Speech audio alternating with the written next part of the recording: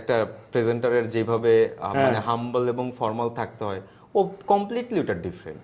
Right, right. ও ওইখানে ঝগড়া করতেই আসে এবং ওইখানে ও ব্লেম গেম খেলে। সো এটা তো মনে করেন যে জার্নালিজমের কি পয়েন্ট বা নোট বা ইয়ে হইতে পারে না, গোল হইতে পারে না। রাইট। সো ফাইনাল আমি একটা লাস্ট সিনারিও বলবো যেটা দিয়ে আমরা এটা শেষ করব, সেটা হচ্ছে এই যুদ্ধের মধ্যে খুব সিগনিফিক্যান্ট একটা বড় ইভেন্ট, দুই জায়গায় কিন্তু বড় বড় দুইটা ইভেন্ট হইতেছে। একটা হচ্ছে আইপিএল হচ্ছে ইন্ডিয়াতে, কনসিকুয়েন্ট টাইমে পিএসএল হচ্ছে পাকিস্তানে।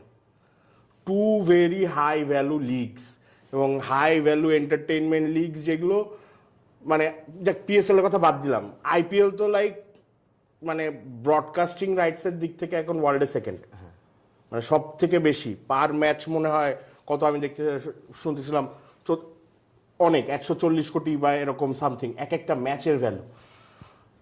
তো পাকিস্তানরা তো like crazy crazy as sheet.